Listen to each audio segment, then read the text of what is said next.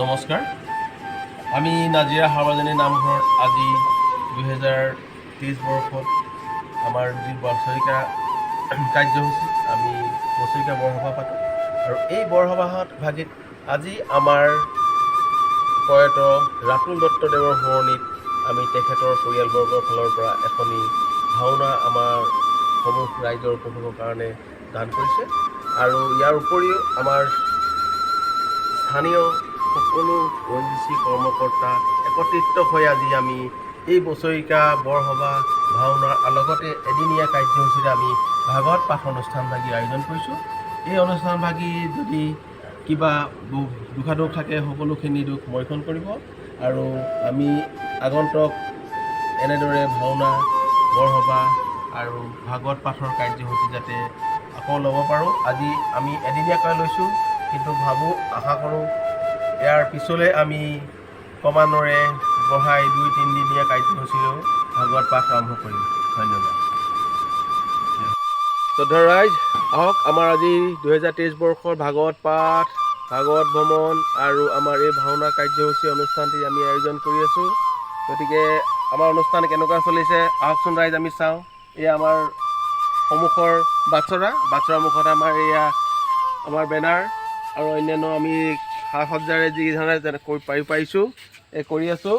গতিকে আহক ৰাইজ, আমি ভিতৰলৈ সোমাই যাওঁ, আমাৰ আয়োজন উপভোগ কৰকহি। আহক। এয়া আমি ফ্লেগ হোষ্টিং কৰিবৰ কাৰণে সকলো যা যোগাৰ কৰি লৈছোঁ। ফ্লেগখন যাতে বৰষুণো নিদিলে তাৰ পলিথিন দি থৈছোঁ।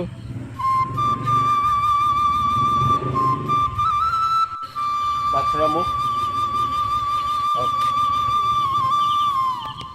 আমি আমাৰ এই দশ অৱতাৰৰ সম্পূৰ্ণ সা-সজ্জা কৰিছোঁ।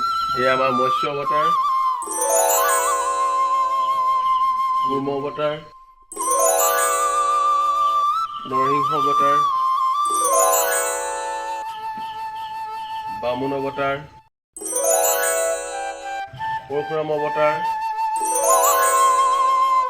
হলিৰামৰ অৱতাৰ, বৰাহ অৱতাৰ, শ্ৰীৰাম অৱতাৰ, বৌদ্ধদেৱ অৱতাৰ, এয়া আমাৰ কল্কি অৱতাৰ।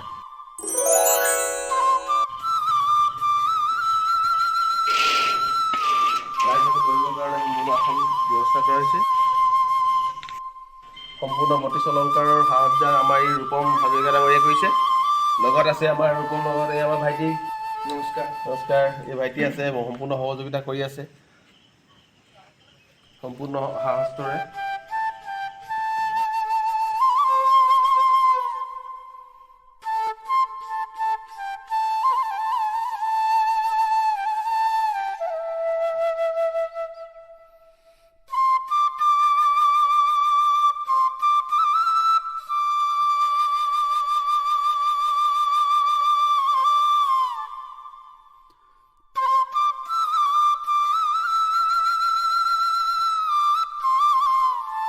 চক্ৰ, গদা পদ্ম আৰু সহিতে সম্পূৰ্ণ আমাৰ ইয়াত চাকি সহিতে সকলো আয়োজন কৰা হৈছে। আমাৰ ভাগৱত ভ্ৰমণৰ কাৰণে নৌকাভাগি সম্পূৰ্ণভাৱে ৰেডি হৈ আছে।